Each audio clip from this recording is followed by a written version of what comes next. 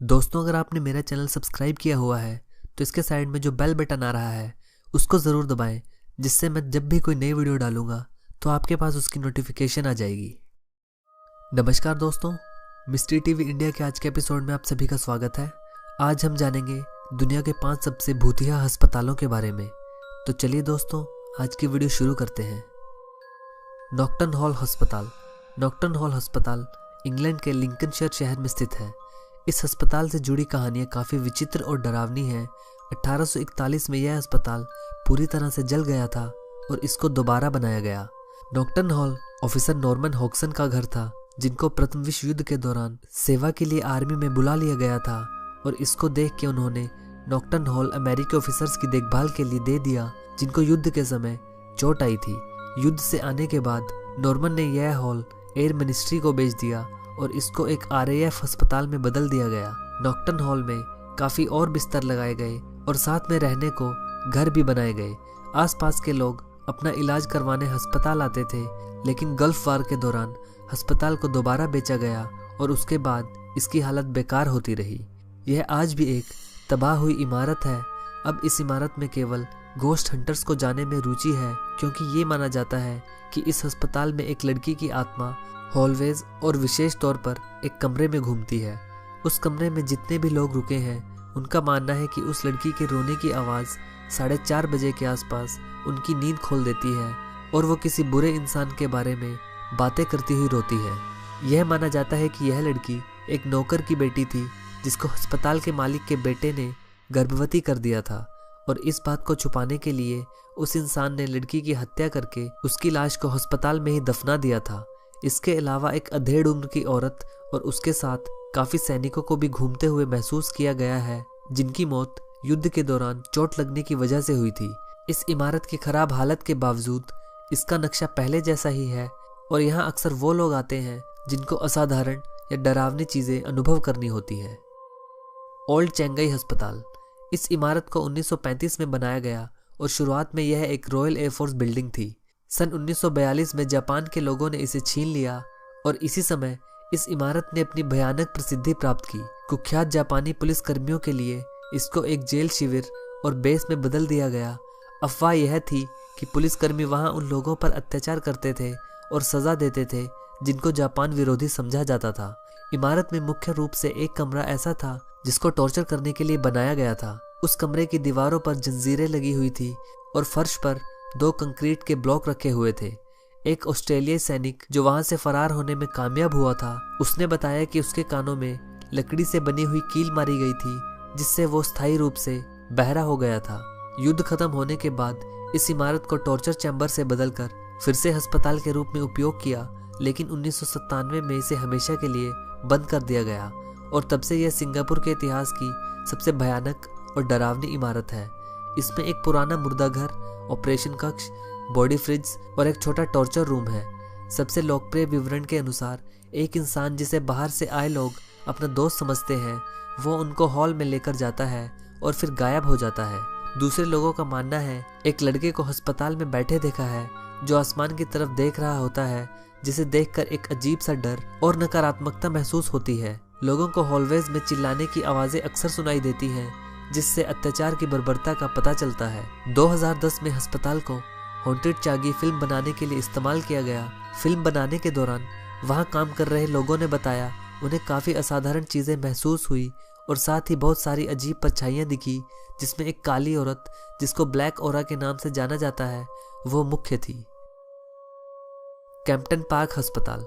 Campton park अस्पताल को 1976 में साउथ अफ्रीका में खोला गया, लेकिन अचानक से 26 दिसंबर 1997 को इसे बंद कर दिया गया। मरीजों और अस्पतालों में काम कर रहे कर्मचारियों के अलावा वह सब कुछ ऐसे ही छोड़ दिया गया। उस समय के बाद से यह अस्पताल एक अजीबोगरीब भूतिया जांच का केंद्र बन गया। इस अस्पताल को 24 घंटे निगरानी में रखा जाता है। आधुनिक दिखने के साथ साथ यह इमारत भयानक भी नजर आती है, विशेष तौर पर बाल चिकित्सा वार्ड, क्योंकि उनकी दीवारों पर अभी भी कुछ कार्टून कैरेक्टर्स चिपके हुए हैं और खराब इंक्यूबेटर्स पड़े हुए हैं।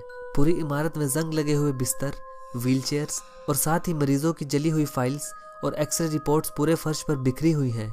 ऑपरेशन थिएटर को आज भी पहचाना जा सकता है और साथ में मुर्दा घाट में टूटे हुए बेंच और फ्रिज, जिसमें कभी मरे हुए लोगों को रखा गया होगा। लेकिन सबसे भयानक और हैरान कर देने वाली बात यह है कि इस अस्पताल की दीवारों और फर्श पर खून के निशान, काफी जगह बहुत सारा खून गिरा पाया गया है।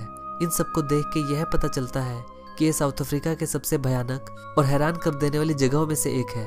उस समय उस अस्पताल में क्या हुआ होगा यह आज तक किसी को नहीं पता। गोंजियम साइकेट्रिक अस्पताल। गोंजियम अस्पताल साउथ कोरिया की राजधानी सियोल के दक्षिणी पूर्व हिस्से में स्थित है।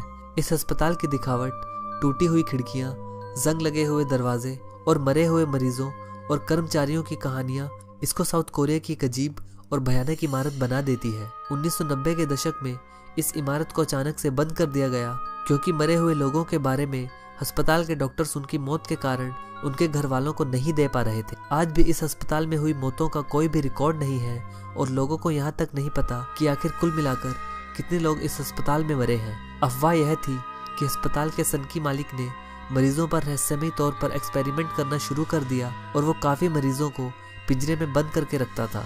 जब लोगों ने अस्पताल के मालिक से सवाल करना शुरू किया तो वो अस्पताल को ऐसे ही छोड़कर अमेरिका भाग गया। यह बात सच है या झूठ, लेकिन यह पक्के तौर पर कहा जा सकता है कि इस इमारत को जल्दी में छोड़ा गया था क्योंकि अभी भी वहां पर मशीनें उसी जगह पर हैं और ज्यादातर बिस्तर पर बेडशीट्स आज भी बिछी हुई हैं। लेकिन केवल यह ही नहीं, कहा जाता है कि मरे हुए मरीजों को जिन पर अत्याचार किया गया था उनकी आत्मा आज भी इस अस्पताल के अंदर घूमती है और साथ ही बहुत ही अजीब और ना समझ सकने वाली बातें महसूस और सुनी गई हैं, जैसे कि रोने और चिल्लाने की आवाजें सुनना आम है। साथ ही कोल्ड स्पॉट्स और काफी परछाइयां देखी गई हैं जिनको समझ पाना इंसानी दिमाग के बस में नहीं है।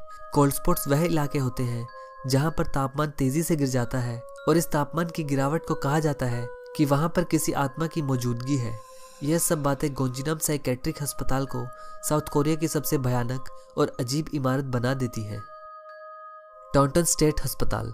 टाउंटन स्टेट अस्पताल को 1854 में मैसाचुसेट्स में बनवाया गया। मौलिक रूप से इसे स्टेट लुनैटिक अस्पताल कहा जाता था, जिसका अर्थ है राज्यीय पागल मनुष्य अस्पताल। इस अस्पताल को पागलों और दिमागी रूप से बीमार लोगों के इलाज करने के लिए बनाया गया था। सभी सुविधा और अस्पताल कर्मचारी होने के बावजूद यह अस्पताल भी बाकी दूसरे अस्पतालों की श्रेणी में आ गया है और केवल पागलों और दिमागी रूप से बीमार लोगों के लिए केवल एक डंपिंग ग्राउंड बन गया है, जहां पर इन लोगों को रखकर भुला दिया जाता है। यहाँ मरीजों पर अमानवीय तरीके से इलाज किया जाता है और काफी लोगों के इलाज के दौरान मृत्यु भी हो चुकी है, जिससे इमारत नकारात्मक ऊर्जा से भर चुकी है। बार बार अजीब और ना समझ सकने वाली चीजों को दिखने का केवल यही एक कारण नहीं था, उसका दूसरा कारण इमारत के तहखाने में हो रही घटनाएं भी थी। कहा जाता है कि अस्पताल के कर्मचारी तहखाने में मरीजों पर तरह तरह के प्रयोग करते थे और साथ ही विचित्र शैतानी अनुष्ठानों को अंजाम देते थे, जिसमें मरीजों के शरीर को त्याग के रूप में शैतान को दिया जाता था। इन अजीब अनुष्ठानों का पता तब चला जब एक रिपोर्ट में कुछ खून से बनी आकृतियां तहखाने की दीवारों पर दिखी। अस्पताल के एक कर्मचारी ने बताया कि तहखाने के आखिरी कमरे में डर के कारण वो नहीं जा पाया और यह सब देखकर उसने वहां से त्यागपत्र दे दिया।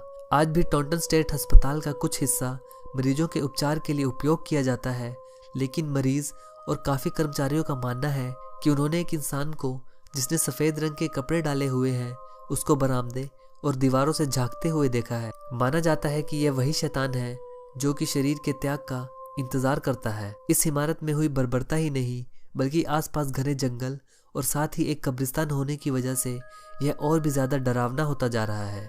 तो दोस्तों, यह थी वीडियो दुनिया के 5 सबसे भूतिया अस्पतालों के बारे में।